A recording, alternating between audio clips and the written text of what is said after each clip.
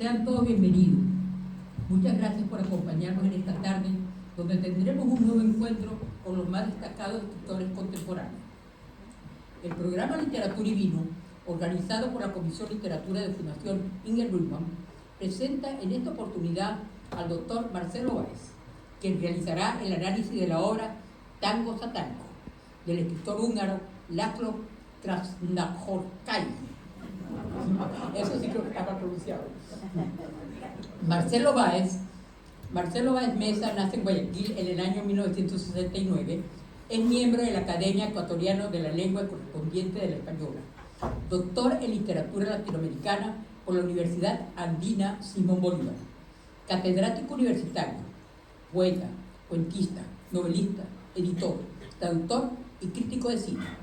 Autor de 18 libros, 6 poemarios, 3 libros de cuentos, 5 novelas y 4 de crítica de cine. Ganador de 10 premios nacionales de literatura, entre los que destaca el premio José Joaquín de Olmedo de novela y ensayo. Báez fue seleccionado por el Instituto Cervantes para el Congreso Internacional de la Lengua Española, que se celebró en octubre del 2025 en Arequipa, Perú.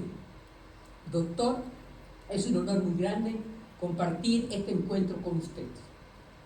Al iniciar este programa, les ha dado un sobre en el que les solicitamos su valiosa colaboración, la misma que nos permitirá seguir ofreciendo programas de calidad que contribuyan al fortalecimiento y desarrollo de la literatura en nuestro medio.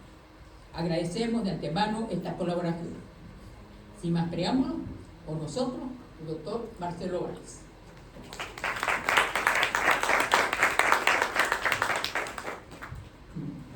László Krasznahorkai nació en la Hungría, que estaba bajo el dominio de la antigua Unión de Repúblicas Socialistas Soviéticas en 1954. Allí vivió y estudió hasta los 20, sale, estudia Derecho, no termina, estudia Letras, no termina, Filología, tampoco termina, y sale en el año 87 rumbo a Berlín, donde desempeña diversos oficios y estudios. Inclusive se dedica al jazz. Es un devoto de Thelonious Monk, y como el mismo Monk durante su juventud se dedicó al piano de jazz. Un trotamundos, Krasznahorkai ha estado en diversos países, Japón, Rusia, España. Es muy apegado a lo que es el suelo español. La obra sobre la que voy a disertar es Tango Satánico.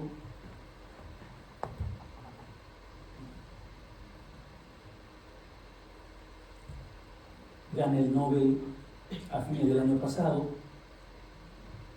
según el veredicto por su obra cautivadora, visionaria, que en medio del terror apocalíptico reafirma el poder del arte.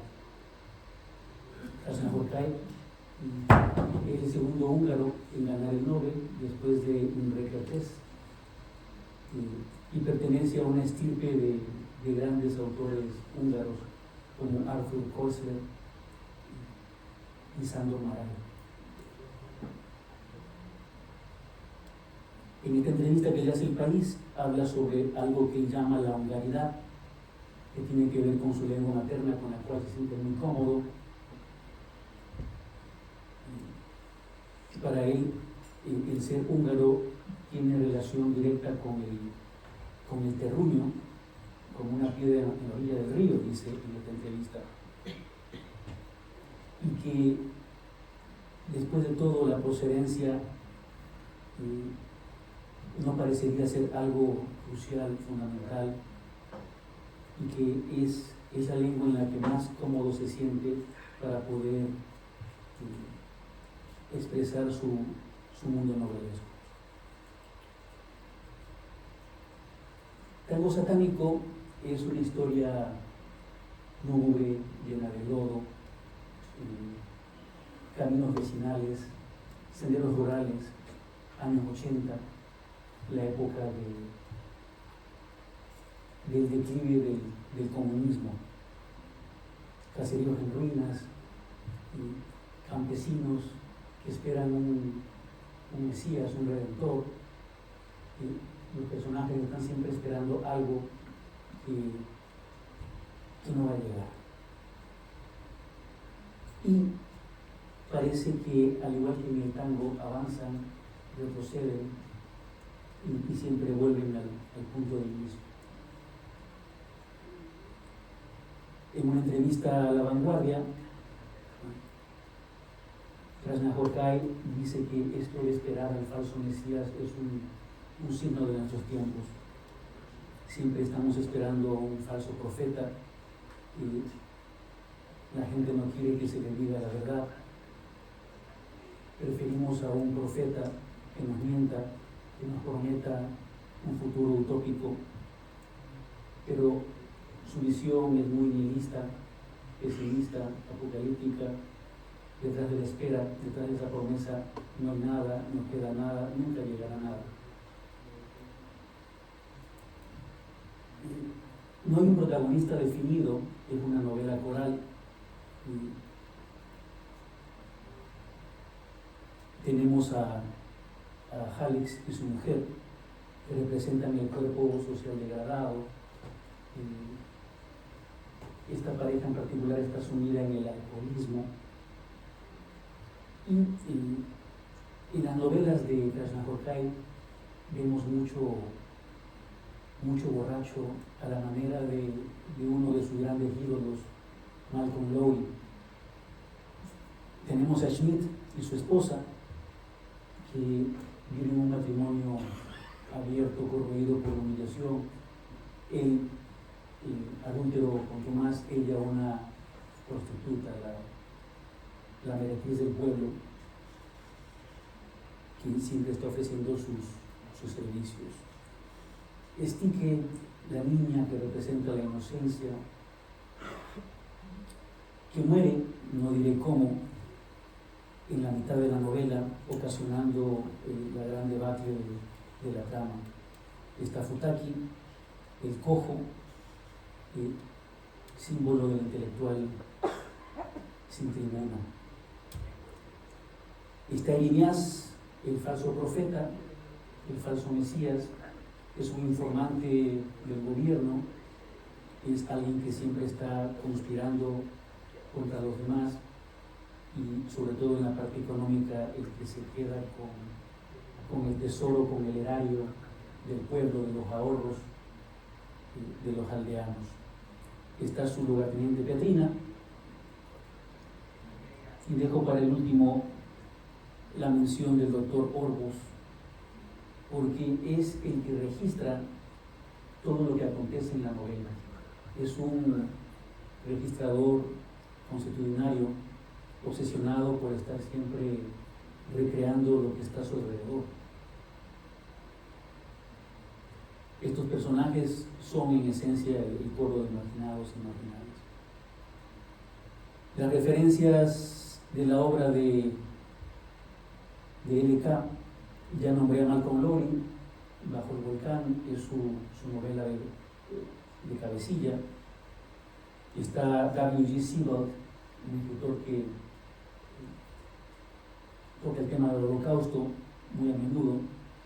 Está Thomas Bernhard, a quien lo une la pasión por las historias extrañas y por ese fraseo que parece siempre enajenado de lo real. ¿No me están siguiendo las diapositivas?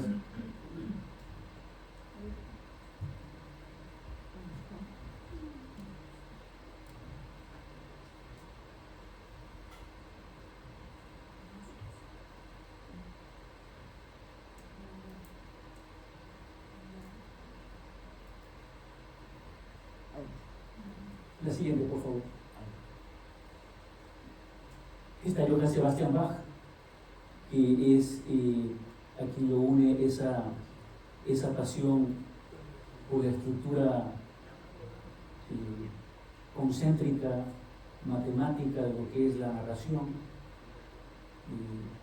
Es un devoto que grita su amor por Cervantes. De Beckett podríamos decir que tiene ese nihilismo posmoderno de aquel que está esperando algo y no llega, o alguien que no llega, pero aparte de eso, Krasznahorkai es un devoto de la poesía de Beckett. Está la literatura zen, lo que tiene que ver con el budismo, con el sufismo. Está Dostoyevsky, con Crimen y Castigo. Y he dejado para el final al otro K.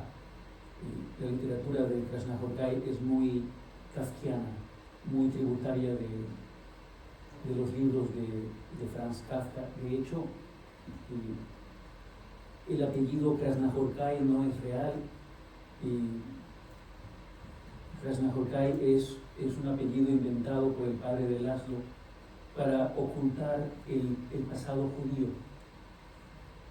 El verdadero apellido de Krasznahorkai es Korn, con K, y el padre de Laszlo se inventa este apellido a partir de las famosas ruinas de un castillo rural de nombre Krasznahorka, y viene a ser una variación de este famoso castillo rural. De allí se toma el apellido Krasznahorka. Siguiente, por favor.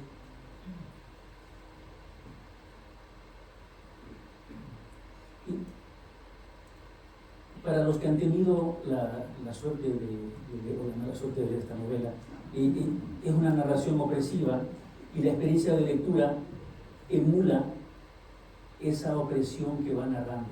El discurso lo ocupa todo, hay frases larguísimas, extensas.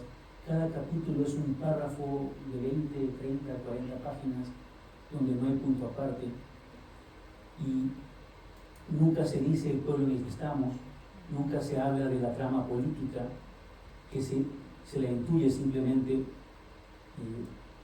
esa estructura del poder de la Hungría de los años 80, esas capas intermediarios, funcionarios, espías como el mismo Iñaz, esos comités de pueblo que controlan todo y que no siempre están allí presentes, sino ante líneas. La violencia está dada no por el lenguaje, sino por la manipulación que el lenguaje ejerce sobre el lector. De allí que la sintaxis del libro sea como una serie de círculos que se cierran retóricamente sobre sí mismos. Siguiente, por favor.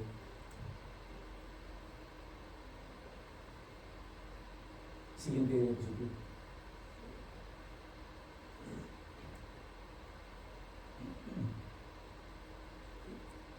Hay una entrevista muy extensa, muy larga, de esta revista célebre de Paris Review, donde se puede leer toda la trayectoria de Krasznahorkai de boca de él mismo, y él habla de cómo para él la escritura es música, y sin esta perspectiva no podemos entender por qué escribe de esa manera, con esas frases interminables, eternas, extensas, y es porque él equipara el fraseo literario con la música.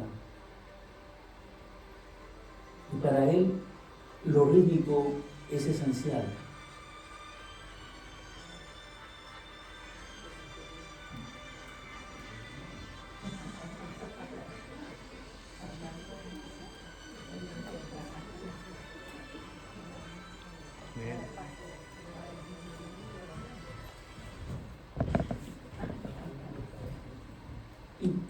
él es fundamental la música porque dice que cada frase la construye a través de un tiempo, un ritmo, un compás, y que para él el gran desafío es que ninguna sílaba tropiece, y todo está hecho, esto solamente puede captarlo un húngaro, todo está hecho a partir de una cadencia sonora que tiene una base musical.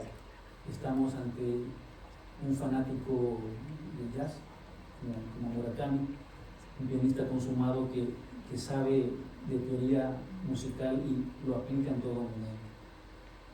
Y su perfeccionismo le lleva a decir que no puede cometer ni un solo error con ninguna palabra, ninguna frase. Todo está calculado, una cesura, una pausa. No se puede cometer ningún error.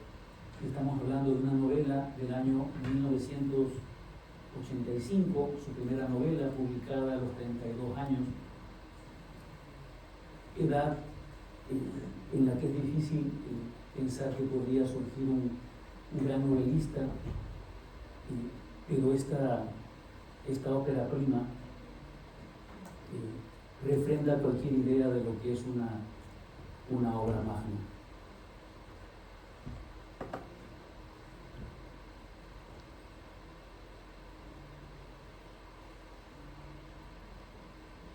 En esta ficha, siguiente por favor, en esta ficha he intentado resumir un poco lo que es la esencia del estilo de Becca. Es como una sintaxis que reprodujera esa imposibilidad de llegar a ninguna parte. Aquí recuerdo mucho una frase de Kafka, precisamente del Castillo, que dice: cuando estás en un viaje muy extenso y no sabes dónde estás, es porque te has encontrado en el punto de retorno, de no retorno, en el punto de no retorno. Ese es el punto al que hay que llegar, dice Kafka. Ese punto en el cual no hay retorno posible, más aún en este viaje retórico.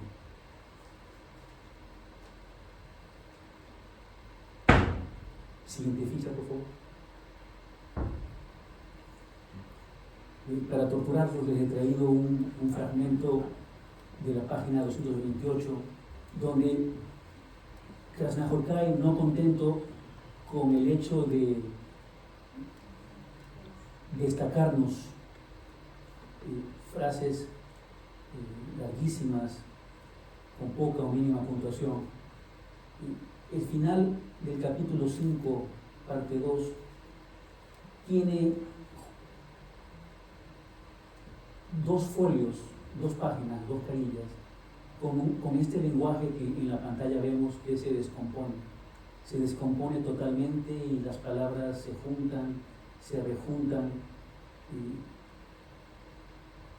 se inventa palabras compuestas, 2, 3, 4 palabras hacen una sola, lo cual esto hace que parezca ser una lectura imposible. Y con este ejemplo queda claro aquello de cómo el lector es oprimido por esta escritura opresiva que intenta recrear esa agonía del comunismo en Hungría. Siguiente ficha, por favor. En una entrevista que le hace el escritor ecuatoriano Mauro Javier Cárdenas, disponible en internet, Krasznahorkai de manera coloquial logra explicar de manera perfecta el porqué de su estilo. Y para él el estilo tiene que ver con la persuasión. El hablar de esa forma y no de otra implica una naturalidad que ejecuta una serie de tácticas de convencimiento, de persuasión. Y él lo que hace es eliminar la puntuación para parecerse más al ritmo del pensamiento, del lenguaje cotidiano. En la segunda mitad de la diapositiva es muy claro, no uso puntos, solo uso pausas, y estas son comas. Este no es mi tono habitual porque intento, especialmente en este inglés mío tan deficiente, hacer pausas, y por eso mi tono baja un poco, pero no es un punto, lo que encontré allí es una coma.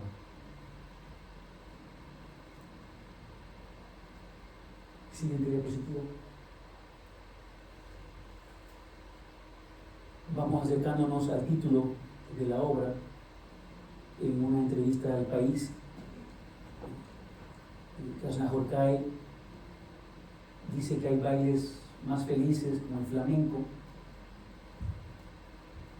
pero que él se decidió por el tango mientras los personajes de su obra esperan un milagro. En esta respuesta, el premio Nobel le da la razón al periodista cuando dice que la literatura es un tango con el diablo. Vamos a ver por qué. Siguiente, por favor.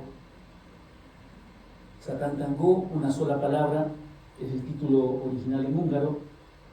En español se traduce como tango satánico, que pierde algo de musicalidad del original, pero gana cierta glicemia. ¿Es el tango el que es satánico? ¿O es Satán quien baila? Siguiente diapositiva. La estructura del libro, como podemos ver a la derecha, son 12 capítulos, 6 capítulos por cada bloque, por cada sección, por cada parte. En la primera parte los capítulos van en un orden cronológico convencional, del 1 al 6. En la segunda parte van del 6 al 1. Esta estructura, tal y como lo vemos en el índice, crea una estructura espejo, un espejo que parte en 6 capítulos que avanzan, 6 que retroceden. Esta es la lógica del estancamiento. Movimiento circular, como el de la historia, bajo un régimen que repite su decadencia. Este asunto del tango recoge la metáfora del movimiento en forma de péndulo de los personajes. Es como si ellos, los personajes que nombré hace unos minutos, avanzaran y retrocedieran, repitiendo el ritmo del tango, proponiendo un tiempo suspendido. Siguiente diapositiva.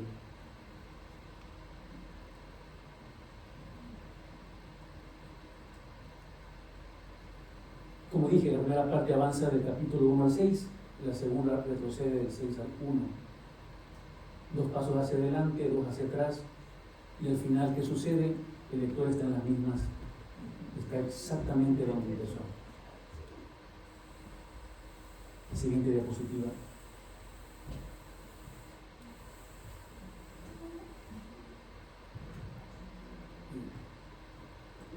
Hay un capítulo en la novela que se llama El 8 acostado, signo del infinito. Es el capítulo 4 de la primera parte. Ese 8 acostado, que lo vemos en la pantalla, resume perfectamente la estructura de la novela. Este 8 acostado también puede ser la banda de Moebius, aparte del signo del infinito.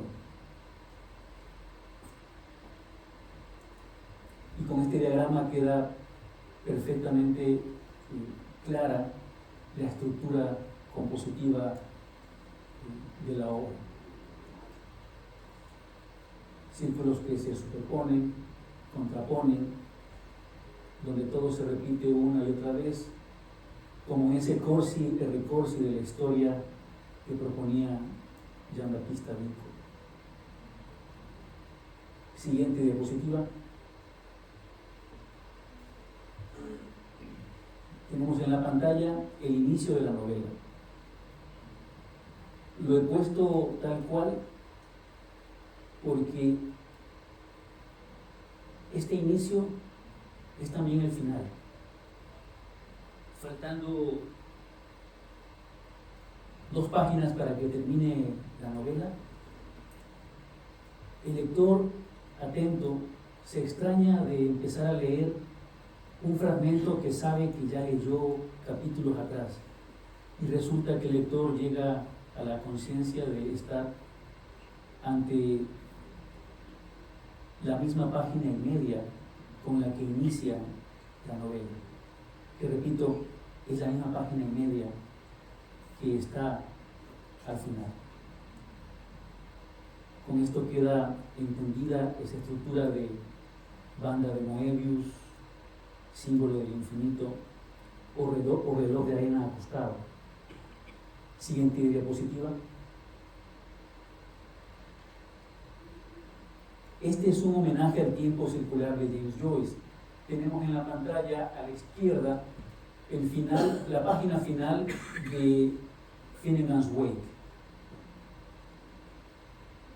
Y la segunda página es la primera del Finnegan's Wake. ¿Qué hizo Joyce? Joyce lo que hizo fue hacer que la última línea de su novela quede trunca, inconclusa, y que continuara con el inicio de su novela. Esto que estamos viendo en la pantalla es algo de la segunda década del siglo XX. Y a diferencia de Joyce, Krishnamurti elige algo mucho más elaborado, que es no conectar una línea trunca con otra, sino folio y medio trunco, conectarlo con el principio. Como curiosidad, entre paréntesis, en el año 1994, Iván Ewes publica Pájara a la memoria, repitiendo exactamente el mismo recurso de James Joyce. Siguiente diapositiva. Uno bien creído que es un tango lo que están bailando, y resulta que no es un tango, es una sarda. La sarda es una antigua palabra húngara para designar un baile folclórico de la región. Sarda designa una taberna o un parador, un comedor en medio de la carretera. Y esta música folclórica húngara tiene una introducción lenta y sentimental, y luego una sección rápida, que por lo general era tocada por una banda gitana. La palabra tango aparece algunas veces en la novela, pero sobre todo en este baile que se da casi al final de la primera parte. Lo curioso es que en la novela se mencionan algunas veces el bandoneón, pero en la versión fílmica aparece un acordeón. Siguiente diapositiva. Tenemos la fotografía de un bandoneón, y no miremos esta imagen como si fuera un instrumento musical. Es el libro que estamos leyendo, un libro cuyo vaivén oscila de izquierda a derecha, de derecha a izquierda, del principio al final. El bandoneón es la simbolia perfecta para poder hablar de la estructura novelesca. Un verdadero deleite tecnicista.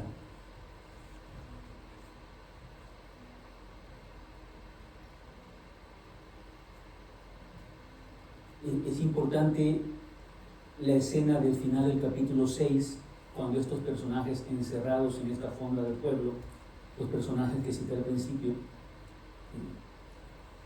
bailan al son de un bandoneón. Y como dije al principio, esta cuestión dionisíaca que está siempre presente, lo hacen en estado etílico. Siguiente diapositiva. Aquí les traigo una cita sobre el bandoneón.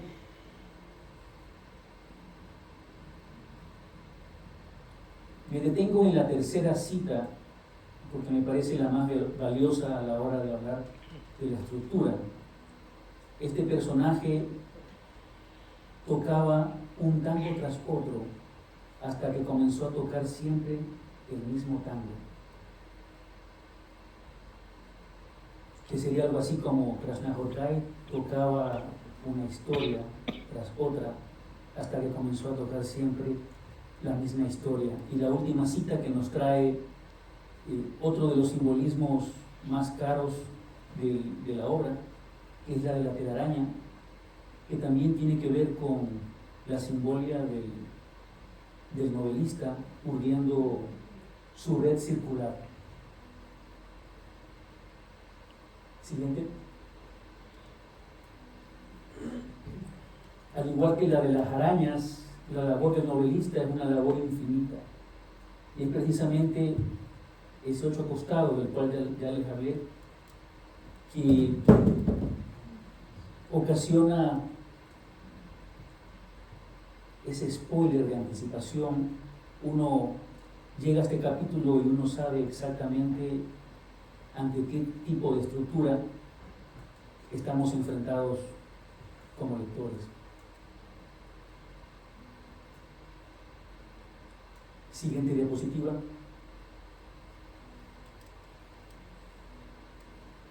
La telaraña se convierte en la metáfora del tejido novelesco.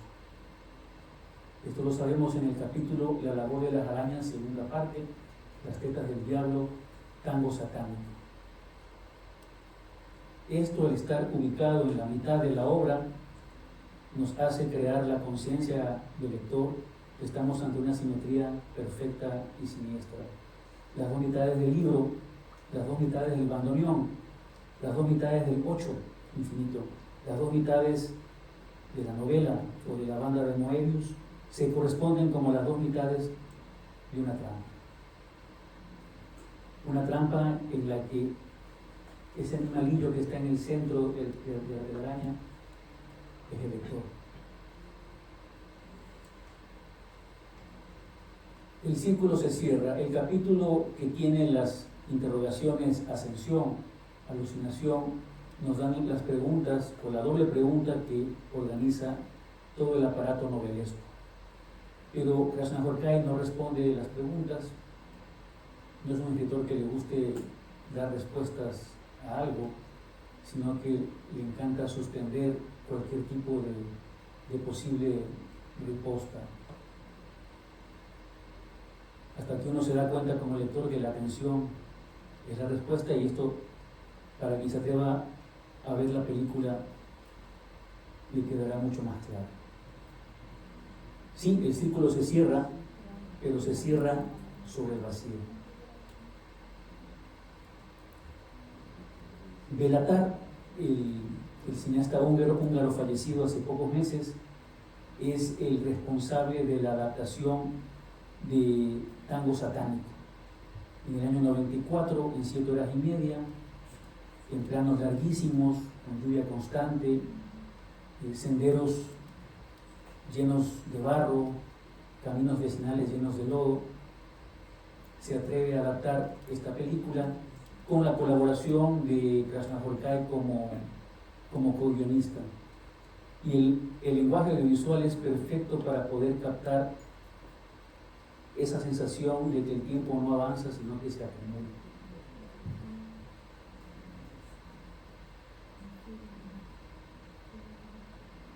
Última diapositiva.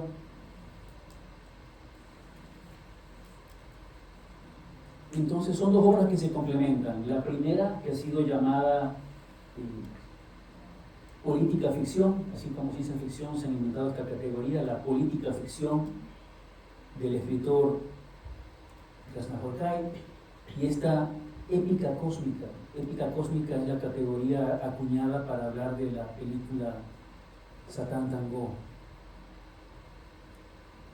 Juntas constituyen uno de los diálogos más fascinantes que se han dado entre literatura y cine, demostrando que una adaptación fiel no significa transcribir una obra, sino reproducir su contenido y llevar ese contenido a una experiencia sensorial.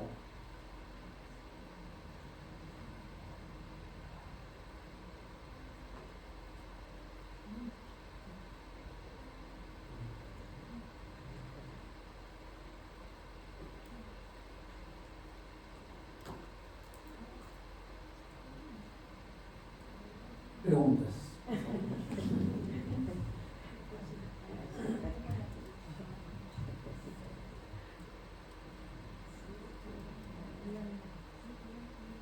Bueno, tengo varias preguntas. Primero, sí, lo que más me llamó la atención fue la sintaxis, estas oraciones interminables, sin signo de puntuación, lo que hacía que regrese una y otra vez para poder tomar el hilo. Esto por un lado. Y por otra parte, no sé si ha habido algún tema también con la traducción, ya que no es el idioma original, por supuesto, siempre hay ciertas variaciones con la traducción. Y la tercera es, ¿dónde está al alcance de alguna plataforma la versión fílmica de Satanás? Sí, la película está en Filmin, una plataforma española que es como la Netflix de los intelectuales. Está todo el cine de autor posible. Filmin, como filmando, pero sin la G al final. Filmin.es, Filmin España. 9,99 al mes, euros. Pero no la puedes tener aquí, porque no está activa para Sudamérica, y para Sudamérica tienes como que hackear el sistema para tenerla. Ah, caray. Ajá. Lo hackeamos, pero sí es que hacer. Luego le paso el teléfono de la señorita Landín, le puede hacer todo el entronque con el VPN, todo lo demás, el servidor. Ella vende descripciones de film.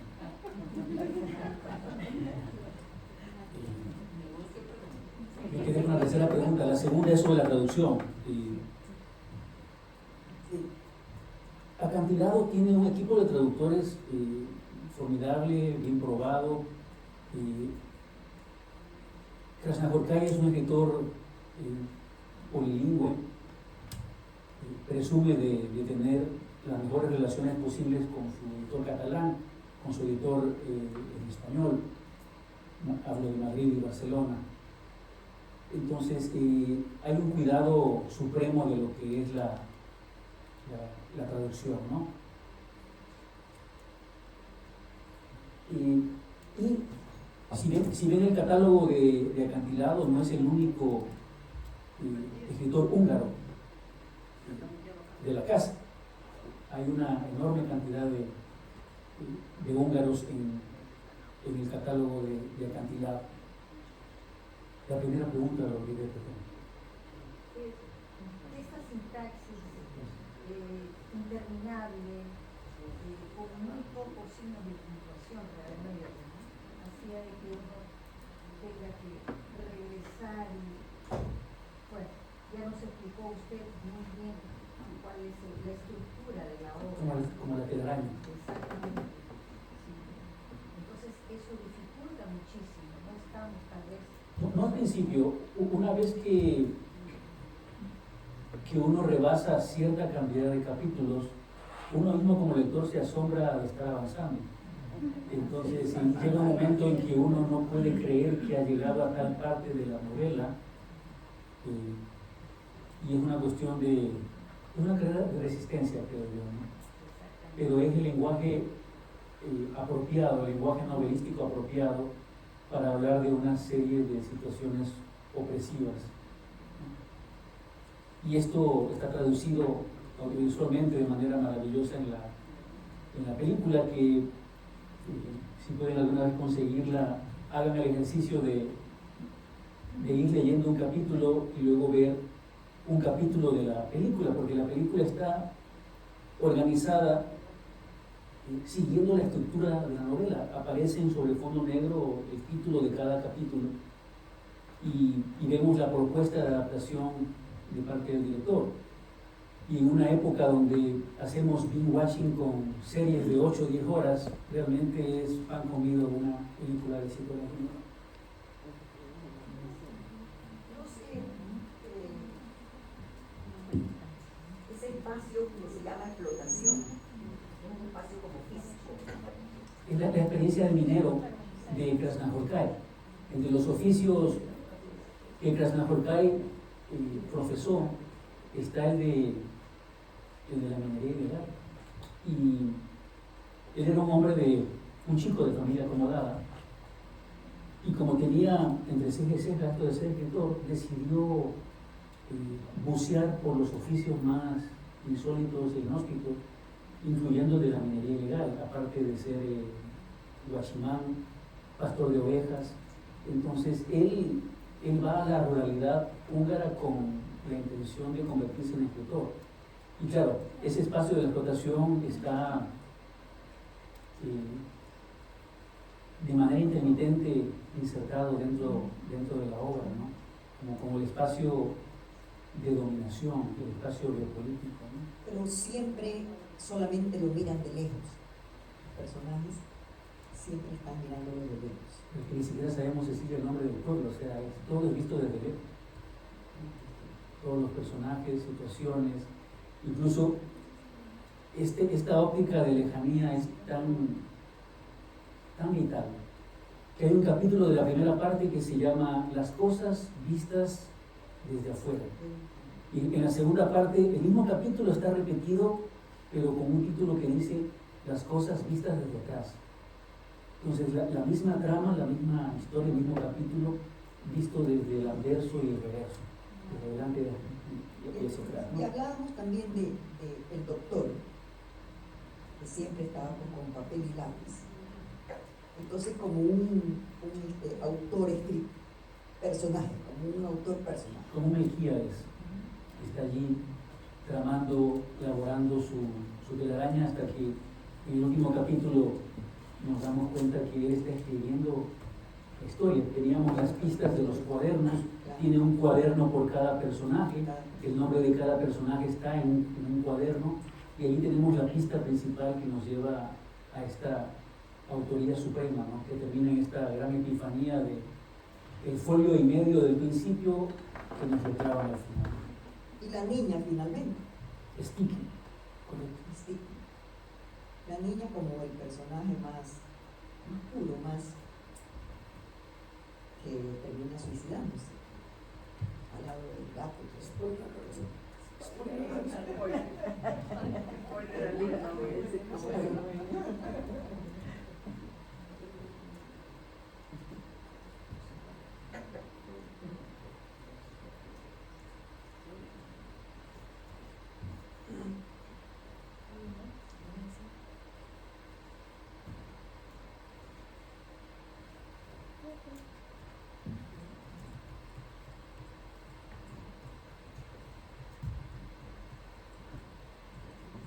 Pensaba en la teoría literaria clásica de la narración, donde está tu personaje, acontecimiento y espacio, y realmente decía, esta es una narrativa de ambientación, de espacio, de discusiones, con esas larguísimas frases. Escribe y describe. Lo que está escribiendo, lo está describiendo. Para mí, gran acierto de la novela, y lo que me hace sentir a mí empequeñecido como novelista o como autor, esta estructura en forma de telaraña, mucho acostado, banda de maíz, tiene que ver también con la desaparición del narrador, o sea, cómo se puede borrar el narrador durante centenares de páginas y recién al final descubrir quién es el verdadero narrador o demiurgo, organizador de todo este universo novelesco, ¿no?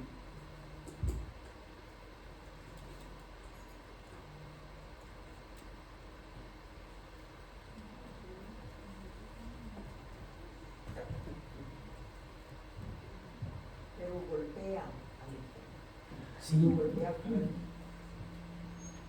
Sí, en todo momento, porque tiene frases muy poéticas, filosóficas. Es un gran lector de filosofía, Krasznahorkai,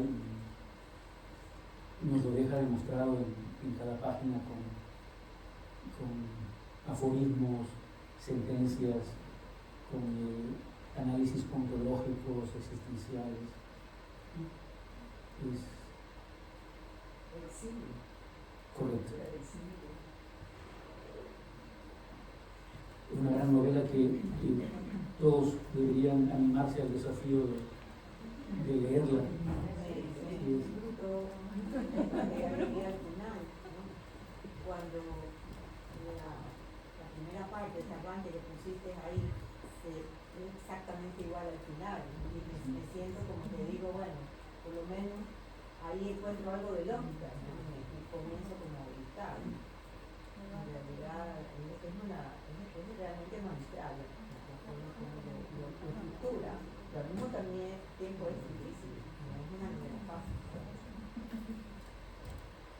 Claro, imagínate, año 85, crear este artefacto literario con un elemento que luego el lenguaje multimedia va a popularizar, que es el concepto del loop. El loop, que es ese momento eterno que se repite una y otra vez, ese momento del cual no puedes salir. Como tú dijiste que el lector tiene que estar muy atento, yo me agarré también de otro elemento, las campanadas de esa iglesia, que luego es una ermita, vuelvo otra vez a escucharla al final y digo, bueno, aquí hay algo también, comienzo como a agarrar de esta estructura que es volátil totalmente, estoy como una telaraña, como muy bien lo escribiste tú, y comencé como a sentarme, ¿no? Como a darle sentido a todo este fraseo interminable. Es que es interminable. La palabra parece gratuita, pero es interminable porque la novela parece terminar y no, es interminable, o sea, continúa porque tienes que empezar otra vez. Y ya el desafío en una segunda lectura es tener en mente quién es el narrador, quién es el demiurgo que organiza la historia, ¿no? Les recomiendo la segunda novela que escribió Krasznahorkai, se llama Melancolía de la Resistencia. Él de sus tres novelas, sus tres primeras novelas, él las ve como una sola. Él siempre habla de que esa trilogía es en realidad una sola novela. Tango Satánico, Melancolía de la Resistencia y Guerra y Guerra. Perdón, El varón Benheim vuelve a casa. Esas tres novelas son para Krasznahorkai una sola obra. Entonces les invito a leer también Melancolía de la Resistencia, sobre cómo un circo llega a otro pueblo de la llanura húngara. Este circo trae una novedad que es una ballena disecada, como curiosidad circense. Ahí también hay dices de García Márquez, Como también, el el tema del circo, ¿no? La parte circense, y todo lo espectacular, lo grande. Por eso hablaba del doctor como un Melquíades, ¿no? En Tango Satánico. ¿Y esas novelas mantienen la misma estructura de Tango Satánico? Sí, él las ve como una sola obra. Conservando la misma estructura. Sí, correcto. Pero complejizando más el desafío de poder frasear una historia a su manera.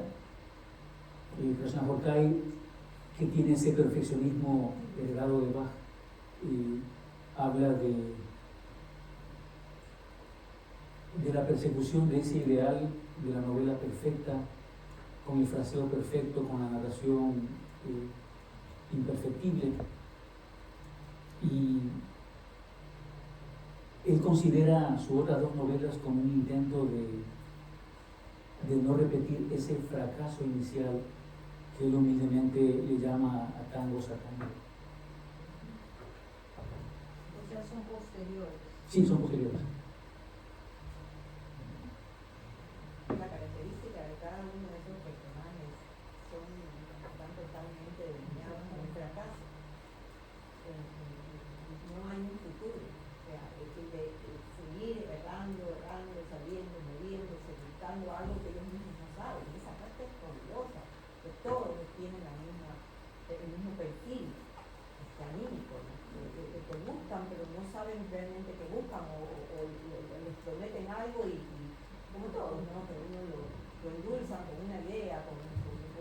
piso y lo que hay es lodo y no hay nada.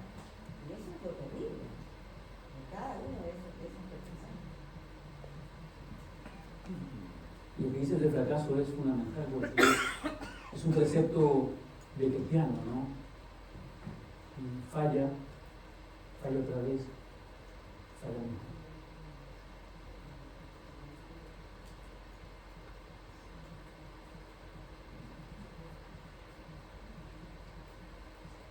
Bien, cerramos el tango entonces.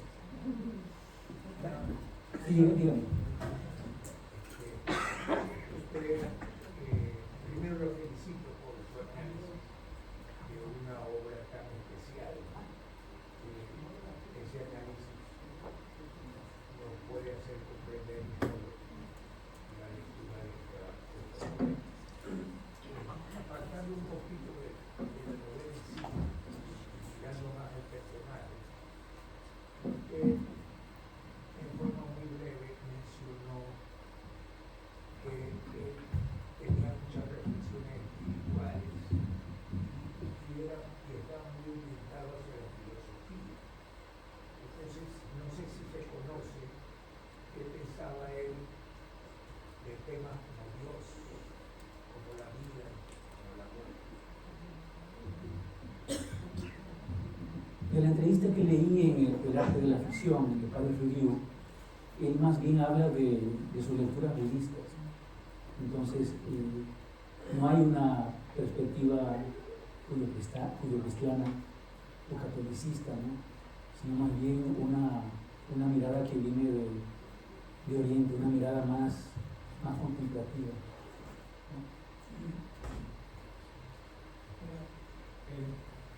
Hay una, no sé si no he leído una novela que me parece muy interesante, es un análisis de relación con el cine. Me lleva a una admiración un poco de los artistas detractores de la URSS, ¿no?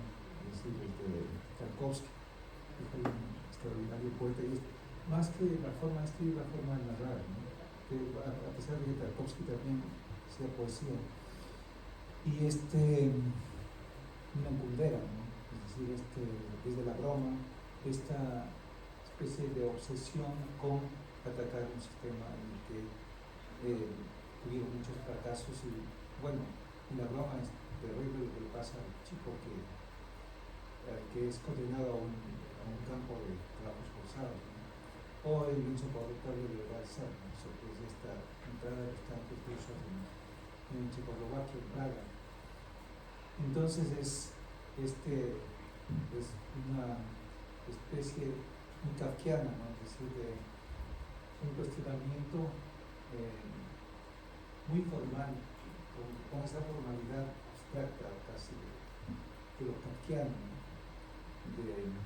De señor K que un día llegan y lo acusan de algo que nunca se entera cuando se termina la novela también. Pero es un sistema que falla, ¿no? Un sistema que opresiona al ser humano y un poco lo destruye, ¿no? Sí, qué bueno que nombras a Tarkovsky, uno de los ídolos de Krasznahorkai es Tarkovsky, que es uno de los primeros cineastas que redefine lo que es el tiempo narrativo en el lenguaje audiovisual, en el cine. Y de hecho tiene un libro que se llama Escupir en el tiempo, que más allá de justificar ese cine suspendido en el aire que maneja Tarkovsky, sirve para hablar de su arte poética, de lo que debe ser el cine, esculpir en un tiempo vacío, esculpir en un tiempo detenido, suspendido. Y se nota mucho la influencia de Tarkovsky en esa mirada filosófica contemplativa, tipo Stoker, tipo El espejo, que son los clásicos de Tarkovsky, ¿no? Marcelo, genial tu disertación, así que felicitaciones. Además me has dejado con ganas de ver la película, ya me voy a hackear con Tatiana. Pero yo te quería preguntar porque tú comentabas algo al inicio. O sea, son dos preguntas, no sé si preguntas. Hablabas de la hungariedad, no sé si es el término correcto. Esa idea de lo húngaro. Y yo quería saber si eso está plenamente identificado en esa idea del fracaso o en la idea de la música que ya dijiste que no es tango sino sarda, que me parece también súper interesante. Ahí está, es en la cultura, es en la música, ¿en qué? O en el fracaso tal vez, ¿no? Eso es como la primera pregunta, ¿dónde se ve de forma más palpable ese nacionalismo? Porque me parece que cuando ganó el Nobel y que salía en todos los periódicos, yo leí en algún momento en que decían que es un escritor que representa eso, ¿no? Que esa es como la fuerza de su literatura. Y por otro lado yo pensaba si esta es la novela señera tal vez para el Nobel. Yo sé que es el grueso de la obra, ¿no? Pero siempre se apunta a una obra en particular, si es esta u otra novela u otra obra de este escritor la que le otorga el premio Nobel. Claro, como dije al principio, las tres novelas de él las de como una sola, y la segunda, Melancolía de la Resistencia, es un poco una extensión de la primera. Sobre la hungría, ¿dónde se ve la hungría? En el paisaje, en la onomástica, en esta cuestión de los nombres. Allí está lo que, no lo que es el húngaro, sino lo que aspira a ser la hungría. Y uno siente en ese momento un lector sudamericano se asoma con mucho interés a esa ventana, viendo, imaginando escuchar ese idioma que no es un idioma oficial, ¿no? Porque Hungría se la conoce por Kertész, el escritor Nobel que testimonió el Holocausto. Kertész sobrevivió campo de concentración. Tenemos la imagen literaria húngara con este símbolo aburguesado que es Sándor Márai, y estas novelas estilizadas, poéticas, como El último encuentro. Y tenemos a este filósofo pensador, Arthur Koestler. La segunda pregunta no recuerdo. Sale la fábrica, ¿sí? La comida, el goulash, la fábrica. La paprika, claro, la paprika, sí. Y están borrachos, siempre están borrachos.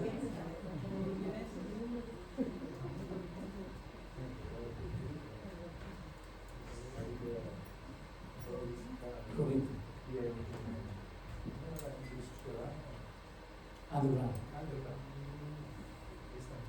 Absolutamente política, y son de estos, pues obligados a generación de artistas, cineastas. Hay una categoría que se inventó para definir este comunismo agonizante que contenía expresiones tanto de la URSS como de la misma Europa del Este. Se le llamó comunismo goulash. Comunismo goulash es un estofado húngaro donde cabe todo. Entonces esa metáfora gastronómica es perfecta para hablar de. Hay imposibilidad de relaciones, ¿no? Siempre están mirándose por unas ventanitas que seguramente eran muy pequeñas. Se van oteando. Sí, según la película son ventanas muy pequeñas, claraboyas. Y la única que salía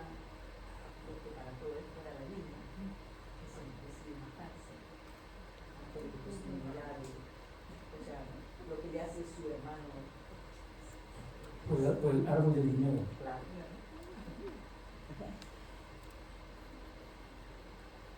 Ese los spoilers, por favor, lean la novela, que es maravillosa. O vean la película mientras leen la novela.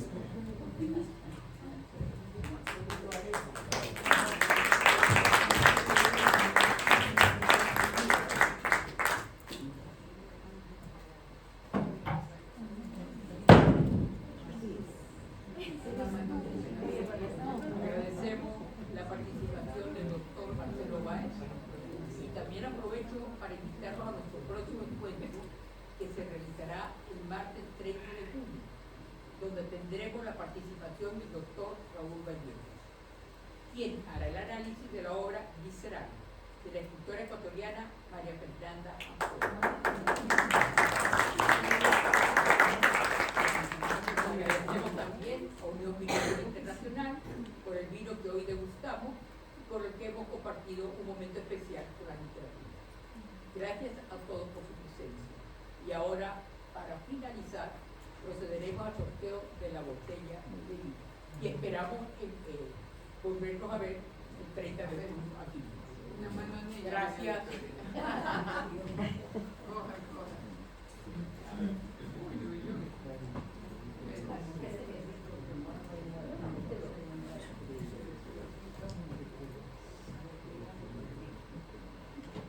Marcela.